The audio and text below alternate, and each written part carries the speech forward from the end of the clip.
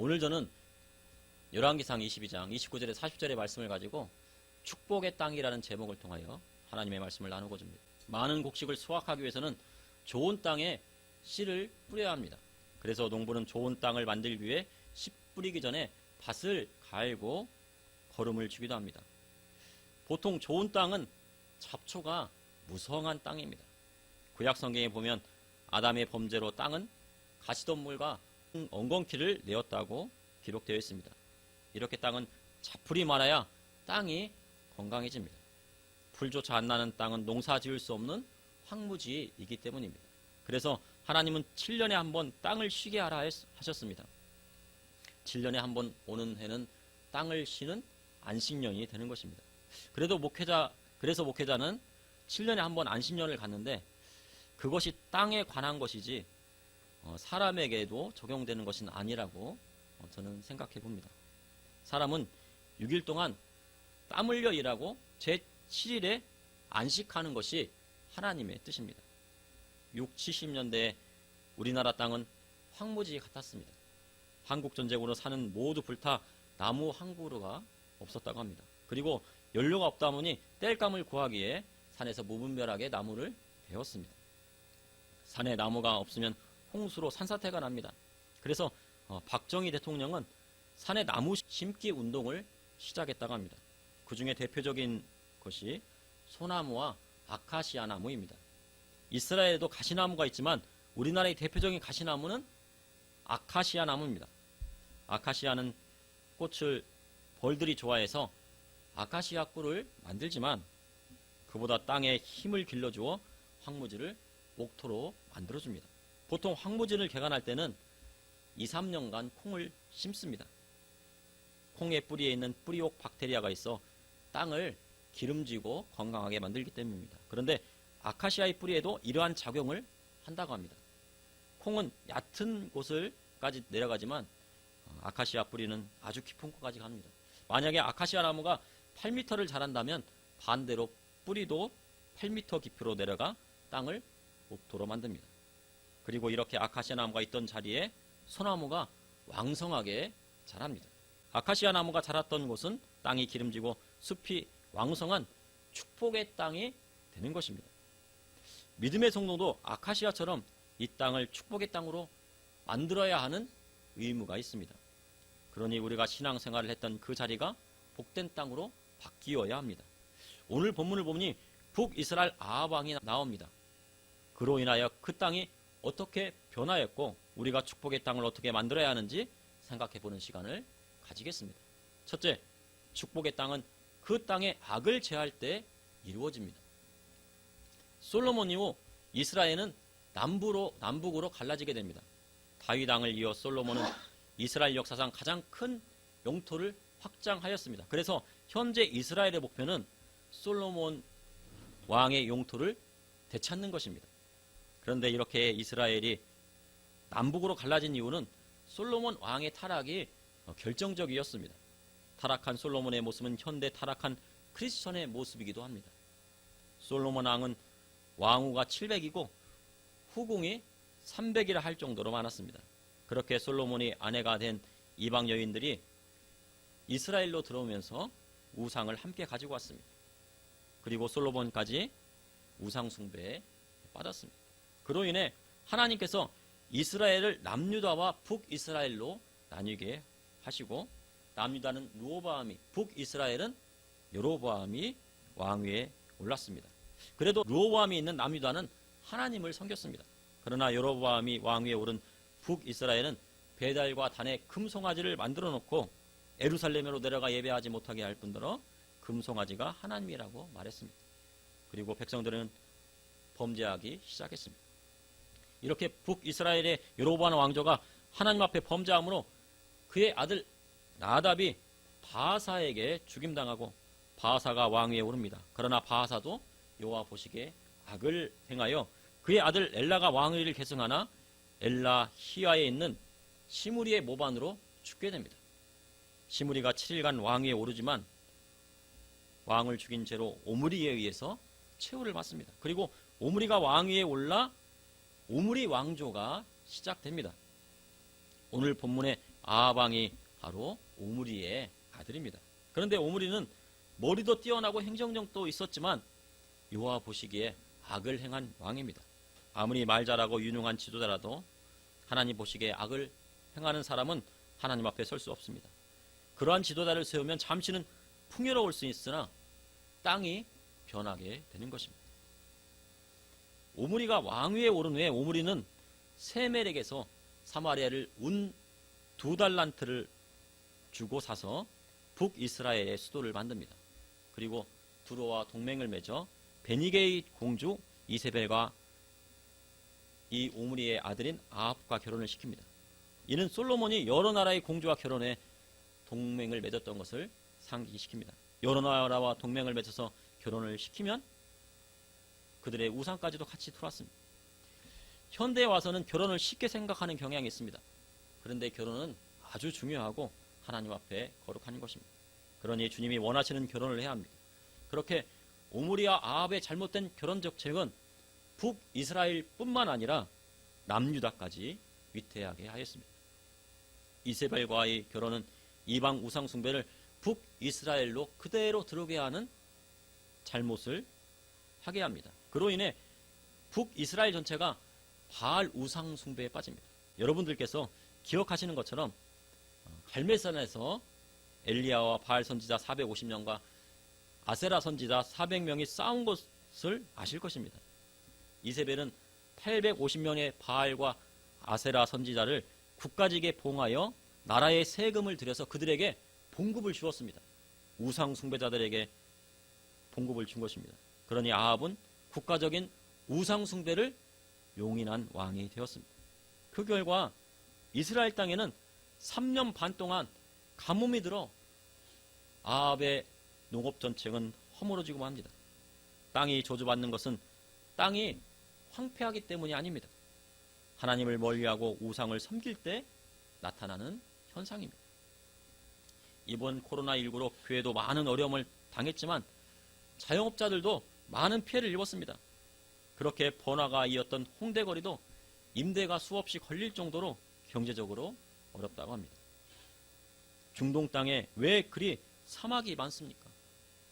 기후 때문이라고 말할 수 있지만 하나님을 알지 못하고 예수 그리스도를 따르지 않기 때문입니다.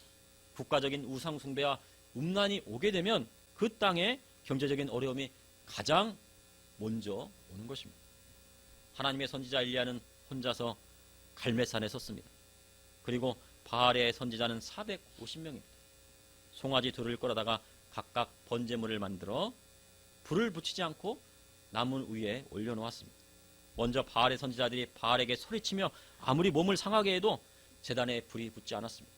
그런데 엘리야 선지자의 제단은 물 4통을 부어서 도랑이 넘치는데 그 앞에서 하나님 앞에 기도하니 하늘에서 불이 내려 제단을 살르고 그 모든 물들까지 다 태워버렸습니다. 그로 인해 백성들이 그 자리에서 바알과 아세라 선지자를 모두 죽였습니다. 그런데 그렇게 바알과 아세라 선지자 850명을 죽이니 이세벨이 화가 났습니다. 그래서 엘리야를 죽이려고 쫓아갑니다. 그러자 엘리야는 노뎀나무 아래에서 여호와께 죽기를 간구합니다. 제가 죽는 게 낫겠습니다. 그런데 천사가 그를 어루만지며 일어나 먹으라 합니다. 그렇게 낙심하고 있는 엘리야에게 일어나 음식을 먹으라 합니다. 그리고 엘리야를 호렙산으로 이끌어 바알에게 무릎 꿇지 않은 7,000명이 있다고 말씀하셨습니다. 세상 사람들은 아무리 악한 자라도 자신에게 이득이 되면 그를 왕으로 세우려 합니다. 그런데 악한 자를 왕으로 세우면 경제적인 이득은 올지 몰라도 땅이 변하여 가시나무와 엉겅퀴를 내는 것입니다. 다시 말하면 땅이 사람을 토해내는 것입니다. 아합 왕이 하나님을 섬기지 않은 것이 아닙니다. 그는 하나님을 전혀 모르는 불신자가 아닙니다. 여호와 하나님께서 엘리야를 통하여 북이스라엘이 우상 숭배에 빠진 것을 책망하실 때 아합은 자기 옷을 찢고 굵은 배를 동이고 금식하고 풀이 죽어 다녔습니다. 하나님께서는 그 아합의 모습을 보시고 말씀하셨습니다. 열왕기상 21장 29절에 아합이 내 앞에 겸비함을 내가 보느냐, 그가 내 앞에서 겸비함으로 내가 재앙을 저희 시대에는 내리지 아니하고 그의 아들의 시대에야 그의 집에 재앙을 내리리라 하셨더라. 하나님께서는 그가 겸비함을 보았습니다. 우리나라는 배산임수라는 말이 있습니다. 산을 등에 업고 앞에 물이 흐르는 곳에 묘나 마을을 만듭니다. 그래서 우리 조상들은 좋은 땅과 지형이 사람의 운명을 가른다고 생각했습니다. 그래서 조상들의 묘를 명당 자리에 하면 그 자손들의 운명이 번창한다고 생각했습니다. 부귀 공명을 누린다고 생각했습니다. 그러나 성경은 땅이 사람을 만드는 것이 아니라 사람이 땅을 만든다고 말씀하셨습니다. 아합의 범죄로 인하여 이스라엘 땅은 변화했습니다. 그리고 BC 722년 아수르의 북이스라엘은 완전히 멸망당하고 맙니다. 그러므로 축복의 땅은 그 땅에 악을 제해야 이루어지는 것입니다. 둘째, 축복의 땅은 그 땅의 지도자와 백성에게 달려 있습니다. 열왕기상 21장에 보면 아합 왕은 이스라엘의 겨울 별장이 있었습니다. 원래 아합 왕은 수소 사마리아에 화려한 상하 궁정을 만들었습니다. 이세벨을 위해서, 상하하면 우리가 아시겠지만 코끼리의 그 뼈입니다. 그 뼈를 만들어 가지고 그거를 상하로 궁전을 만들었습니다. 그러니 얼마나 엄청났겠습니다. 그런데도 이스라엘 궁전 앞에 있는 나봇의 포도원이 탐이 났습니다. 성경에 보면 집 앞에 채소밭을 두는 것이 보편적입니다. 저희 고향집에 가면은 집 앞에 밭이 있습니다. 채소밭이 있습니다. 그래서 멀리 갈 필요 없이 상추가 필요하면 그곳에서 상추를 뜯어가 먹습니다. 채소밭이 앞에 있으면 신선한 채소를 항상 공급받을 수 있습니다. 그리고 그곳에 정원을 만들어 산책할 수도 있습니다. 그렇게 아합 왕은 겨울 별장 앞에 채소밭을 만들고 싶은 욕심이 들었습니다. 그래서 아합은 그 밭을 값을 주고 사겠다고 나봇에게 이야기하지만 거절당하고 아합은 식음을 전폐하며 누워 있었습니다. 백성 한 사람에게 거절당하니 왕이 체면이 말이 아닙니다. 그래서 식음을 전폐한 것입니다. 나봇은 하나님이 주신 기업이요 조상들에게 물려준 땅을 왕이라 할지라도 팔지 못하겠다고 완강히 거절한 것입니다. 이렇게 고민에 쌓인 아합에게 왕비 이세벨이 가서 걱정 말라고 내가 다 해결해 주겠다고 말합니다. 그래서 아합은 이세벨에게 다 맡깁니다. 이세벨은 아합의 이름으로 편지를 써 나봇이 사는 성읍의 장로와 귀족들에게 편지합니다. 그리고 성읍의 장로와 귀족들은 편지에 쓰인 대로 행합니다. 불량배 2명에게 사주하여 나봇이 하나님과 왕을 저주하였다고 거짓 증거하고 그를 끌어다가 돌로 쳐 죽입니다. 악한 아합 왕과 이세벨의 사주를 받은 이스라엘 사람들은 악한 불량배를 시켜 일을 행합니다. 원래 아합 왕은 북이스라엘 사람들에게 경제적인 번영을 가져다 준 왕입니다. 이세벨의 고향 두로와 베니게는 산악 지형으로 둘러싸인 곳으로 땅은 좋지 않았지만 농사 대신 어업이나 무역을 통해 막대한 부를 누렸습니다. 그러한 것을 북이스라엘에 들여오니 이스라엘 백성도 경제적인 혜택을 많이 누렸습니다. 북이스라엘이 잘 살았을까요? 남유다가 잘 살았을까요? 당시에는 북이스라엘이 몇 배는 잘 살았습니다. 이렇게 아합 왕은 중상주의 정책으로 나라 자체가 부강해졌습니다. 그리고 아합과 이세벨의 딸인 아달랴를 남유다 요호람과 정락 결혼시켰습니다. 그래서 대내외적으로는 적이 없었습니다. 그러니 백성들에게 인기가 많은 왕이었습니다. 그러나 그는 자신의 욕심을 채우기 위해 하나님의 말씀을 따라 기업을 지키려는 나봇을 죽이는 데 결정적인 작용을 합니다. 아합이 실질적으로 죽인 것은 아닙니다. 이세벨이 사주하여 바로 이스라엘에 있는 장로와 귀족들이 이 나봇을 죽인 것입니다. 한 나라의 지도자가 범한 죄도 크지만 그것에 동조하고 묵인하는 백성들도 그 죄가 작지 않습니다. 그로 인해 북이스라엘 땅에 전쟁이 오게 됩니다. 이 시대도 마찬가지입니다. 지도자의 악행을 눈감으면 하나님이 일하시는 것입니다. 나라의 지도자나 그를 따르는 백성일지라도 하나님 앞에 악을 저지르고 그 악을 묵인하면 그 땅에 전쟁이 오는 것입니다. 열왕기상 22장 1절에 아람과 이스라엘 사이에 전쟁이 없이 3년을 지냈더라. 이곳에서 전쟁이 없다는 것은 전쟁에 있을 것을 암시하는 대목입니다. 어느 날 아합이 생각할 때 길르앗 라못은 원래 이스라엘 땅이니 우리가 찾아야 한다고 말합니다. 그리고 사돈인 남유다 왕 여호사밧에게 청하여 같이 길르앗 라못으로 가서 아람과 함께 싸우자 합니다. 그러자 신앙이 있는 남유다의 왕 여호사밧은 먼저 여호와의 말씀이 무엇인지 물어봐야 한다고 말합니다. 바로 이 아합과 여호사밧은 서로 사돈지간입니다. 그러니 여호사밧은 이 아합 왕을 돕게 된 것입니다. 그래서 아합은 선지자 400명을 모아 길르앗 라못에 가서 싸우랴 말랴 부르니 한결같이 올라가서서 주께서 그 성읍을 왕의 손에 넘기셨나이다 합니다. 그런데 여호사밧이 더 물을 선지자가 있지 않느냐고 말합니다. 여호사밧은 하나님을 믿는 신앙이 있었습니다. 선한 왕이었습니다.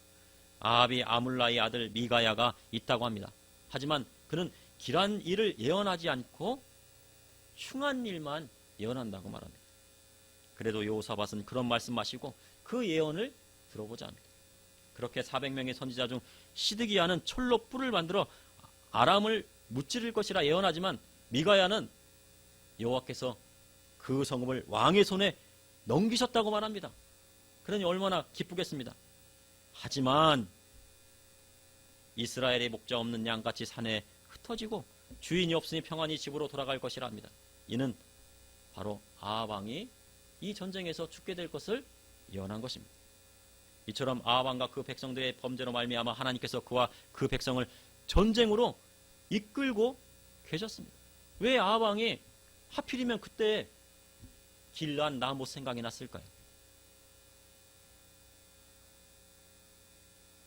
바로 그것은 하나님께서 그를 전쟁으로 이끌기 위함이었습니다. 그러므로 축복의 땅이 되고 안 되고는 그 땅의 지도자와 백성에게 달려있는 것입니다.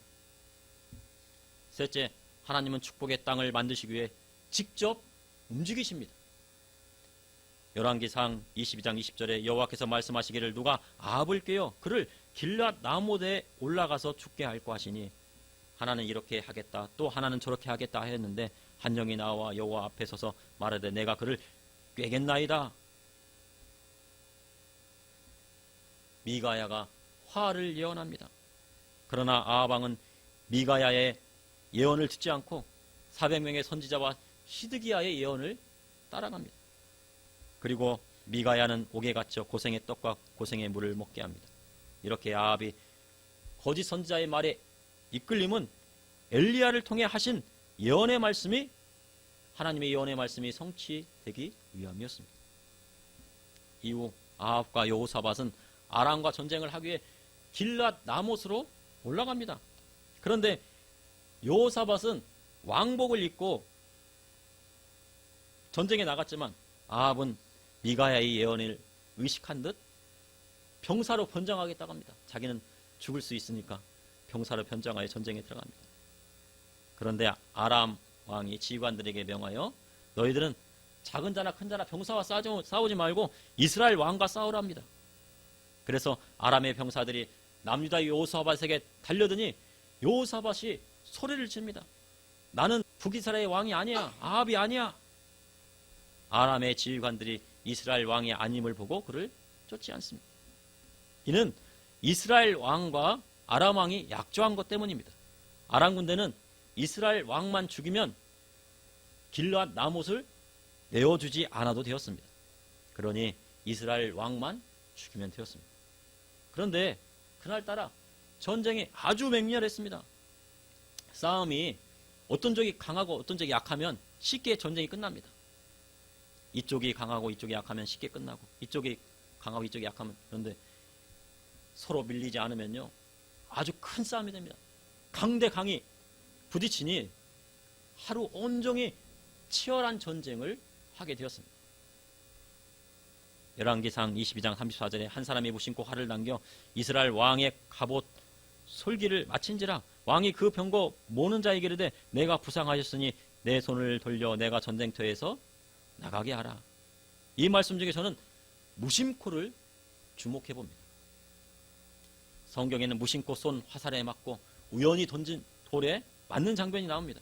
그런데 우리는 무심코와 우연히를 그냥 넘겨서는 안 됩니다.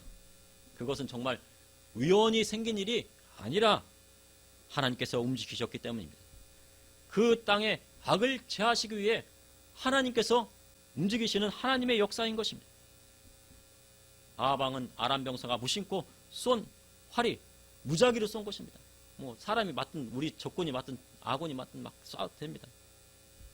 누가 쐈는지 모릅니다. 무심코 쏜 활이 갑옷과 갑옷을 연결하는 끈 사이에 들어가 상처를 입힙니다. 그렇게 피가 흐르는데 정쟁이 맹렬하여 아합이 탄 병거가 나갈 수가 없습니다. 그러니 아람 군대와 막혀가지고 그것을 막느라고 병거가 나갈 수가 없습니다. 저녁까지 아람 사람을 막다가 과다출혈로 아합 왕이 죽게 됩니다. 그리고 병거에 묻어있는 피를 창기들이 목욕하는 곳에서 씻자 개들이 와서 핥았습니다. 그렇게 성경에 기록되어 있습니다. 무지한 나봇의 피를 흘리게 하고 북이스라엘의 우상 숭배를 모기한 아합의 죄는 그와 그의 집에 아주 비참한 결과를 초래했습니다. 아합이 죽고 오므리 왕조가 멸망한 후에도 이스라엘은 회개치 않고 하나님을 버리고 우상을 따랐습니다. 그 결과 북이스라엘은 망하고 사마리아에 있는 이스라엘 백성들이 잡혀 여러 나라 여러 지방으로 흩어지는 결과가 초래되었습니다. 그 땅에 제사악이 가득하면 땅을 고치기 위해 그 땅의 사람들을 심판하는 것이 성경에 나오는 하나님의 역사입니다.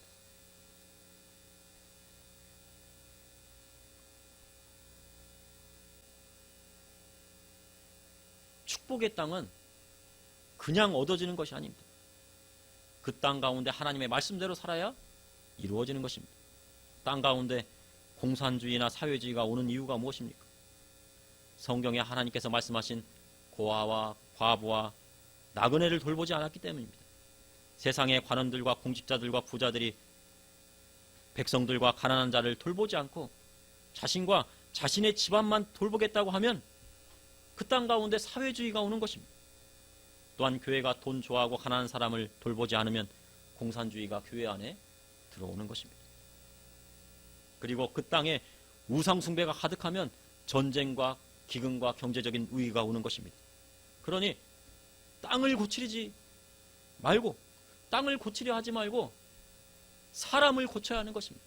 사람을 하나님의 말씀대로 고쳐야 하는 것입니다. 사람이 하나님의 말씀대로 살아가면 그 땅은 고쳐지는 것입니다. 그러므로 축복의 땅은 그 땅에 악을 제할 때 이루어집니다. 축복의 땅은 그 땅의 지도자와 백성에게 달려 있습니다. 하나님은 축복의 땅을 만드시기 위해 직접 움직이십니다. 그러니 믿음의 성도는 예수 그리스도의 복음의 말씀대로 살아야 그가 밟는 땅이 바로 축복의 땅이 되는 것입니다. 잠시 기도하시겠습니다. 사랑의 하나님, 오늘도 감사합니다. 오늘 그녀 차례 예배를 통하여 하나님 앞에 나와 찬양하고 기도하고 하나님의 말씀을 주심을 허락하여 주심을 감사합니다. 주님, 우리 믿는 성도들이 이 땅을 축복의 땅으로 만들게 하여 주시고 우리 대한민국 가운데 하나님의 놀라운 은혜가 넘쳐나게 하여 주시고 하나님의 말씀이 풍성하게 하여 주시고 온 세계까지, 온 세계 어느 곳까지라도 다 주의 복음이 증거될 수 있도록 인도하여 주시옵소서. 주님, 우리 성도님과 제가 이 땅을 축복의 땅으로 만들 수 있도록 인도하여 주시고 하나님의 놀라운 기적의 역사와 하나님의 놀라운 은혜의 역사가 이 땅 가운데 이루어지게 하여 주시옵소서. 예수님 이름으로 기도합니다.